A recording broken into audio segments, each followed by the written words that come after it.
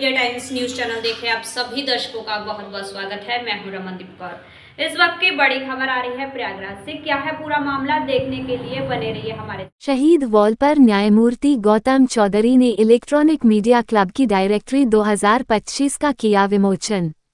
प्रयागराज, रविवार 24 अगस्त को देश की आज़ादी में अपना सर्वोच्च बलिदान देने वाले स्वतंत्रता सेनानी हजारी प्रसाद पांडे की शहादत दिवस पर शहीद वॉल पर एक विशेष कार्यक्रम आयोजित हुआ। इस अवसर पर इलाहाबाद हाईकोर्ट के न्यायमूर्ति गौतम चौधरी ने कहा कि प्रयागराज के शहीदों के बिना आज़ादी की गाथा पूरी नहीं होती।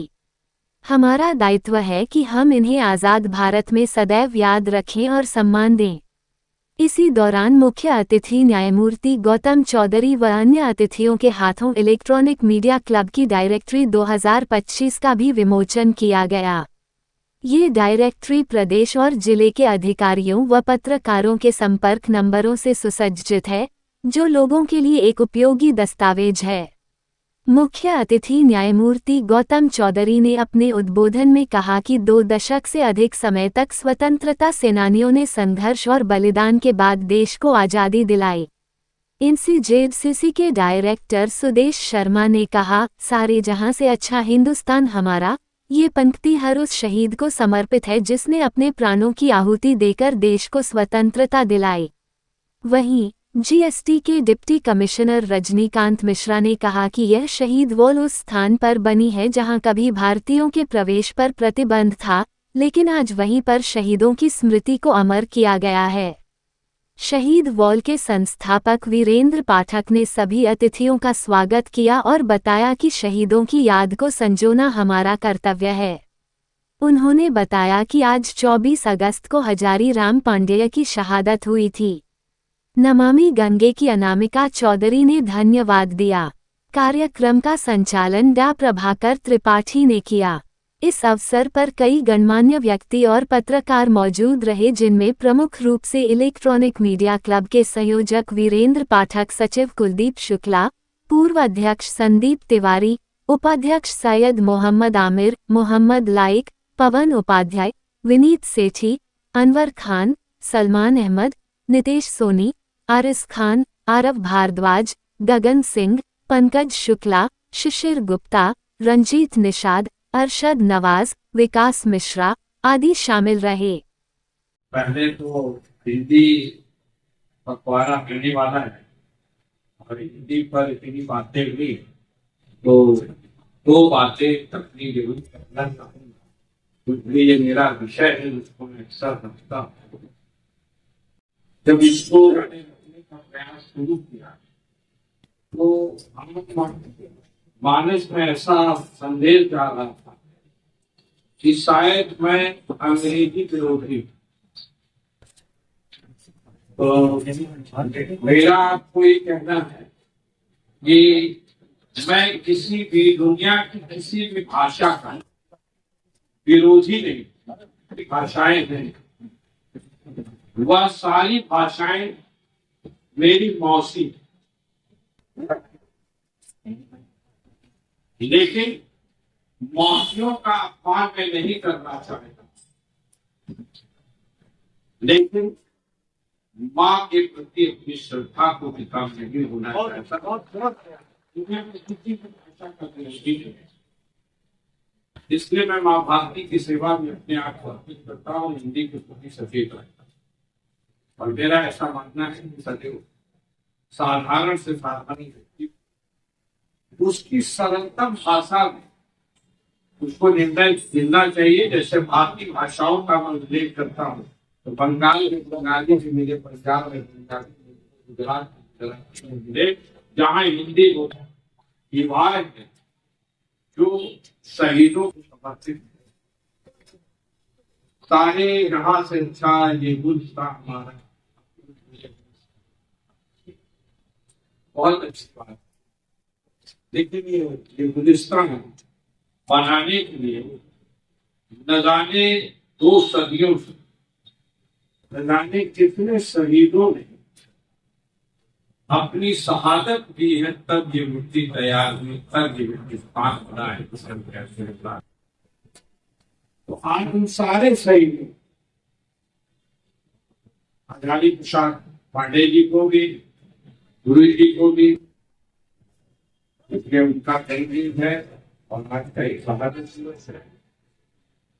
लेकिन ऐसे सारे जाने अनजाने, नाम से जिनको हम जानते हैं, जिनको नाम से नहीं जानते, गुमनाम शहीदों के प्रति मैं श्रद्धा व्यक्त करता हूँ और इस बात के लिए मैं हमेशा संकल्पित रहा हूँ। अभी जैसे हमारी भजन आदमी के बढ़ चढ़ता है, उसी जगह पर हमें अपने शहीदों को याद करने की जगह मिल गई है जहाँ हम याद कर सके। उसी जगह पर, जिस जगह पर 8 गांवों को नेस्तनाबूद करके अंग्रेजी सत्ता ने अपने लिए, अपने प्रशासन के लिए जगह तैयार की थी, अपने सैर सपाटे के लिए बाग बनाए थे, उन्हीं 8 गांव के केंद्र में बिल्कुल हम अपनी शहीदों को याद कर रहे हैं। ये हमारा सौभाग्य है और इस अवसर पर मुझे बुलाने के लिए मैं पाठक जी का विशेष आभारी हूँ। Thank you so much. Chaudhary ji, Rajinikanth ji, Anamika ji और इस शहीद बाल इसके संस्थापक खोजी पत्रकार रविंद्र पाठक जी और का मैं आभार प्रकट करता हूं कि मुझे इस शहीद दीवार पर शहीदों पर नमन करने का जो अवसर प्राप्त हुआ है, यह एक ईश्वरीय अवसर है। अक्सर हम लोग कुछ ऐसे शब्द का रोज उच्चारण करते, ऐसा ही एक आपको समझ।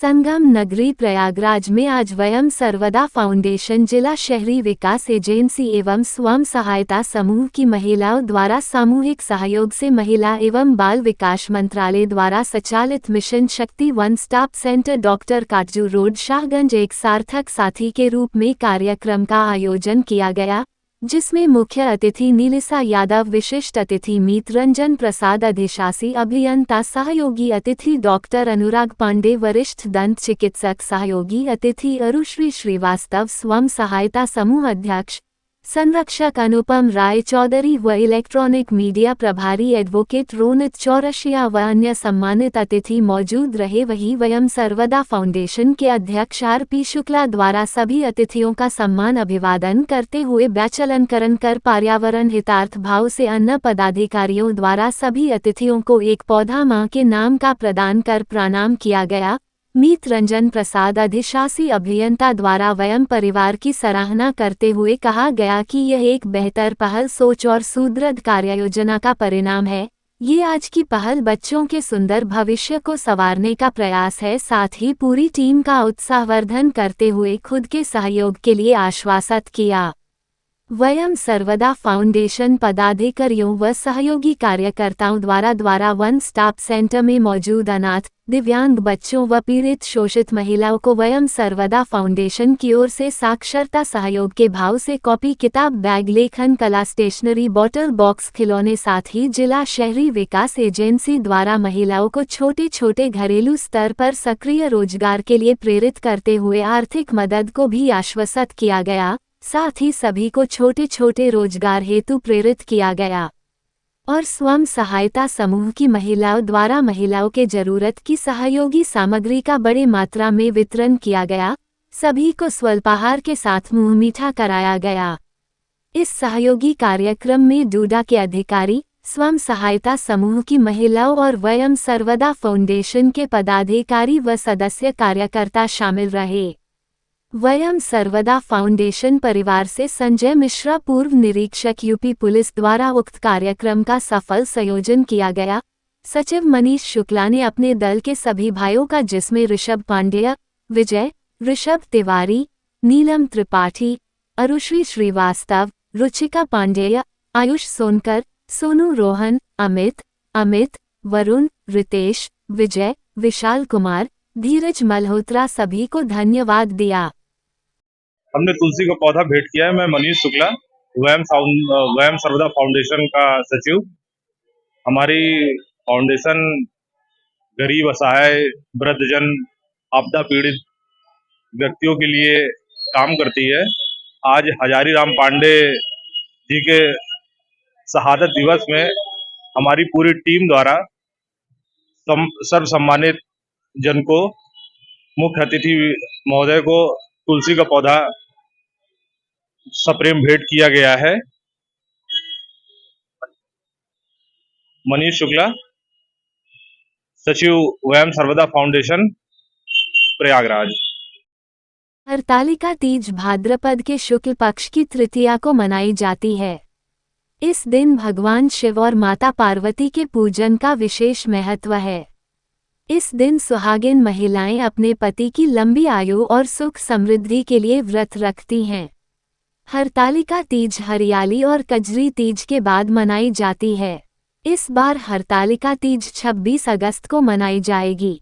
हरतालिका तीज से पहले जहां सुहाग के समान से सजी दिखी बाजार में दुकानदारों को हरतालिका तीज पर काफ़ी उम्मीदें होती हैं, मगर इस बार सुबह से हो रही बारिश के कारण दुकानों पर सन्नाटा पसरा है। मगर दुकानदारों को उम्मीद है कि हरतालिका तीज के एक दिन पहले कल जरूर लोगों की भीड़ होगी और अच्छी बिक्री होगी। धर्म नगरी प्रयागराज एक पावन तीर्थ स्थल है। यहाँ हर पर्व, त्योहार या व्रत बड़ी धूमधाम और विधि विधान के साथ मनाए जाते हैं। हिंदू धर्म में हरतालिका तीज का बहुत महत्व माना जाता है। सुहागिन महिलाएं अपने पति की लंबी उम्र के लिए ये व्रत करती हैं। माना जाता है कि अगर कुंवारी लड़कियां भी ये व्रत करें तो उन्हें अच्छे वर की प्राप्ति होती है। वहीं महिलाएं इस दिन निर्जला व्रत करती हैं।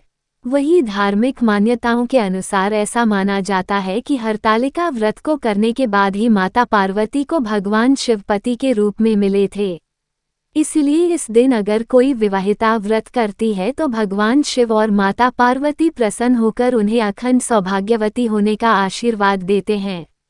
इस व्रत को रखने से माता पार्वती सभी महिलाओं को पति की लंबी आयु, परिवार की खुशहाली और संतान की उन्नति का वरदान देती हैं।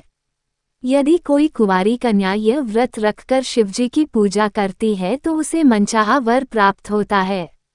साथ ही जिन कन्याओं के विवाह में कोई बाधा आ रही है तो इस व्रत को करने से वो सभी विघ्न दूर हो जाते हैं।